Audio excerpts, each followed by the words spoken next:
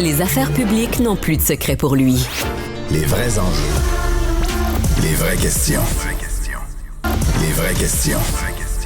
On en parlait hier dans notre joute des analystes, de ces chiffres ahurissants là, sur les délais pour obtenir un permis de construction à Montréal.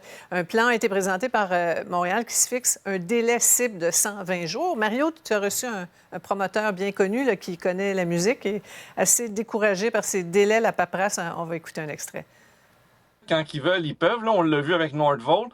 Moi, j'ai déposé une demande au ministère de l'Environnement. Le temps qu'ils me reviennent, ça a pris 2 ans et 8 mois. Nordvolt, ça a pris 3 mois. Fait que quand ils veulent, ils peuvent. Là. T'sais, donc, oui, la problématique, c'est pas juste la ville, les villes, mais c'est aussi le ministère de l'Environnement puis les autres, le MTQ aussi. Ouais. Mario?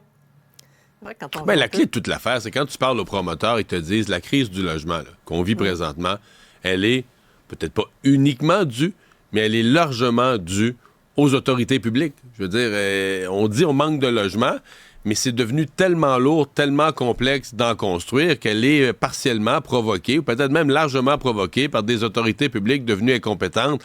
Et on peut pas être contre l'effort que la mairesse Plante suggère hier.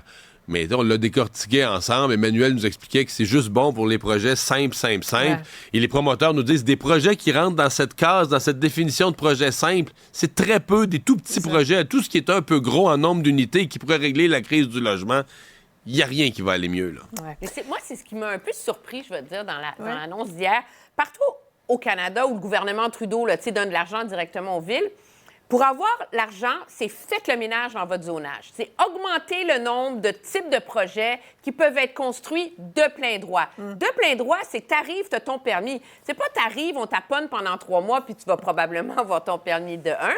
Puis de 2, les projets complexes, comme dit Mario, c'est eux qui vont réussir à... Tu sais, c'est pas en construisant 6 logements à la fois là, que tu vas la régler, la crise du logement. Mais pour eux, la solution de la ville, c'est pas de dire peut-être qu'il faudrait simplifier nos affaires. La solution de la ville, c'est de dire nos choses sont tellement compliquées, mesdames et messieurs, que nous allons vous offrir un accompagnateur pour vous aider à vous y retrouver dans notre paperasse. Alors, c'est comme si dans la démarche même de la ville, il y a un aveu que c'est trop compliqué, puis on évite de se pencher là-dessus, qui semble être, cependant, de l'avis des promoteurs, des gens qui travaillent dans le milieu, une des parties fondamentales du problème. Ouais. Parlant de crise, on va terminer sur l'histoire de notre collègue Yves, la maison de Benoît Labre dans le sud-ouest. Là. Cohabitation vraiment difficile entre les gens, les jeunes, les itinérants ou les toxicomanes. Le ministre Carman qui a été questionné là-dessus, on l'a entendu un petit peu plus tôt, qui dit que la cohabitation aurait dû être mieux préparée. Vous pensez quoi de la réponse du ministre? C'est l'évidence même.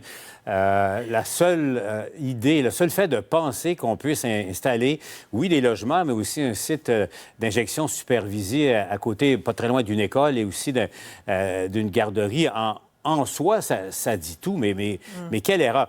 Bon, peut-être qu'il y avait de la bonne foi, peut-être que c'est une expérience, mais assurément, c'est pas une expérience qui doit être répétée. La Ville met plein d'embûches et tout ça pour les gens qui veulent construire des logements. S'il y avait une lourdeur à ajouter, si on veut, dans le processus, le prochain site d'injection supervisée qui pourrait être aménagé à Montréal devrait répondre à des critères très, très simples. Jamais d'une cour d'école, jamais d'une cour de CPE. Voyons. Mario, c'est bête parce que tout ça, c'est rien pour décourager le réflexe de bien du monde, le fameux « pas dans ma cour ». Oui, mais c'est parce que des fois, c'est vrai, là, quelque chose est incompatible, la cohabitation est pas possible. Ouais. Puis c'est ça. Puis là, moi, j'ai pas aimé du tout la réaction du ministre Carman, puisqu'on en parle, qui s'en lavait un peu les mains, parce qu'il a toujours été solidaire du projet. Moi, j'aurais aimé mieux aujourd'hui qu'ils disent, regarde, je me suis trompé, je m'en excuse, je vais essayer de corriger ça. Là, il dit, là, finalement, moi, je donne des services, mais tu sais, le choix de la localisation, ça, c'est la ville. J'ai vu Ponce Pilate aujourd'hui, moi, là. Ah ouais, hein? Oui, mais objectivement, à partir du moment où on a vendu aux citoyens un projet de réhabilitation, puis qui se ramasse avec un site d'injection supervisé à la fin du processus, la même chose, hein? Il y a quelqu'un qui a manqué de transparence parce qu'il voulait son projet coûte que coûte, comme si la fin justifiait les moyens. Oui. Puis ailleurs, pas très loin, on doit appeler la police pour accompagner les enfants qui sortent prendre l'air. Hein? Imaginez, à sa face même, ça n'a pas aucun bon sens. Merci à vous. On se reparle demain. Au revoir. Au revoir. Au revoir.